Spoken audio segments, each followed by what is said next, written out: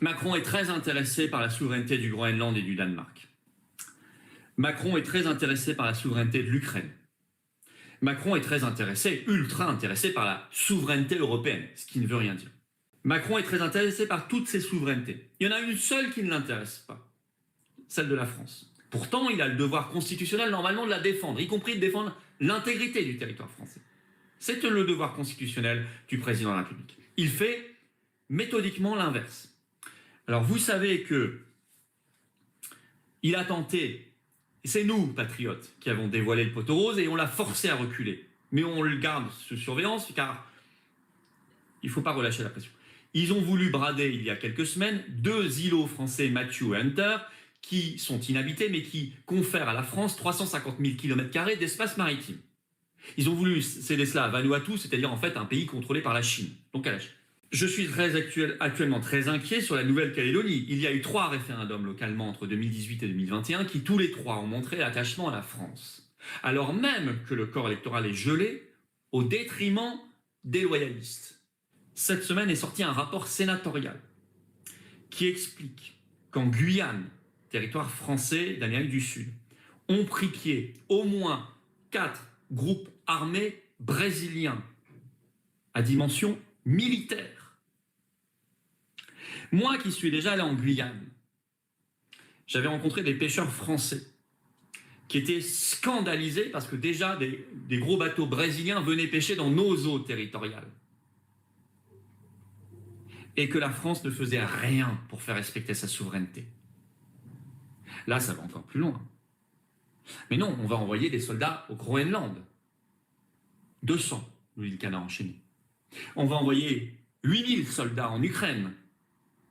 On ferait mieux de s'occuper de nos 12 millions de kilomètres carrés d'espace maritime et de cette force magnifique que représente l'outre-mer. Et j'en profite pour saluer chaleureusement tous mes compatriotes et tous nos compatriotes d'outre-mer. Car ils sont tous français, car ils aiment tous la France. Et car la France, c'est bien plus vaste qu'un morceau de territoire européen de 550 000 km². Mais ça va encore plus loin, car nous venons d'apprendre par Annick Girardin, qui est l'ancienne ministre de l'Outre-mer et qui est sénatrice aujourd'hui à Saint-Pierre-et-Miquelon, qu'en catimini, le gouvernement macroniste voulait déléguer le contrôle d'une partie de l'espace aérien français de l'archipel de Saint-Pierre-et-Miquelon au Canada.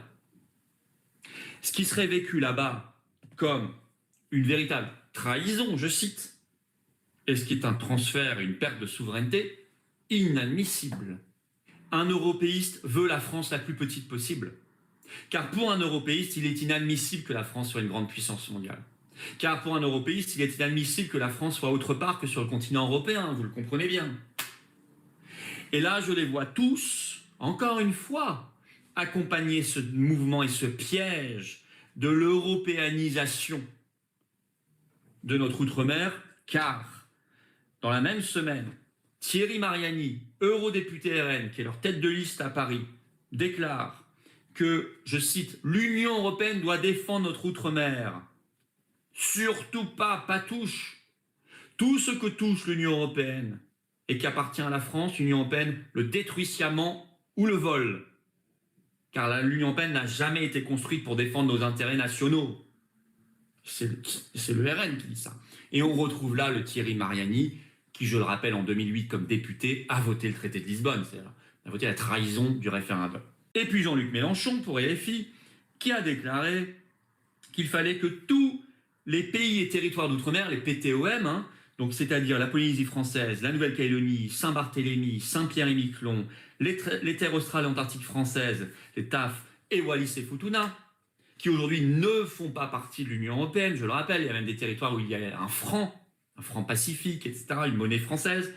Il a demandé que ces territoires-là rejoignent l'Union européenne, Jean-Luc Mélenchon. Alors c'est ça qu'on nous présente, RN et LFI, comme les pôles par excellence de l'opposition au macronisme et à l'européisme. Et c'est une plaisanterie. Ils rentrent strictement dans le même logiciel. Alors moi, je suis pour qu'on ne touche pas à la France et qu'on restaure notre intégrité territoriale et notre souveraineté nationale et populaire. et populaire. Ça veut dire création du RIC sur tout sujet dans la Constitution, défense du référendum. Ça veut dire qu'on trouve des projets magnifiques pour tous nos départements, régions et territoires d'outre-mer. Dans mon dernier livre, Résurrection, il y a tout un chapitre long consacré à ces magnifiques projets concrets pour l'outre-mer. Enfin, moi, je ne veux pas qu'ils vivent d'assistance ou quoi que ce soit. Ce ne sont pas des sous-citoyens. Je veux qu'ils vivent du fruit de leur travail magnifique et de leur richesse magnifique. Et il y a des choses à faire, des projets énergétiques, il y a des projets spatiaux, il y a des projets dans tous les domaines culturels qui sont épatants, qui attendent l'outre-mer. Mais c'est vrai qu'on est plus focalisé sur l'Estonie, la Lituanie, l'Ukraine, le Groenland et la Géorgie que sur la Guyane, la Nouvelle-Calédonie, la Polynésie française, la Réunion, les Antilles ou Saint-Pierre-et-Miquelon, etc. Donc forcément, ça ne marche pas. C'est une trahison. Ici, vous avez un logiciel qui permet de le faire. C'est le logiciel français. C'est le logiciel de respect du peuple. C'est le logiciel national. C'est le logiciel du Frexit. Et ça n'a rien à voir avec ces fausses oppositions que je viens de vous citer, RN, LFI, tout ça. Venez aux Patriotes. Venez vraiment maintenant. Vous y aurez une belle place. Et si vous voulez prendre des responsabilités, proposer des responsabilités, on a des magnifiques référents, délégués, on a des bénévoles formidables. Vous pouvez nous rejoindre, par exemple, nos bénévoles. Vous écrivez à bénévoles, sans S, sans accent, @les-patriotes.fr si vous voulez rejoindre les bénévoles pour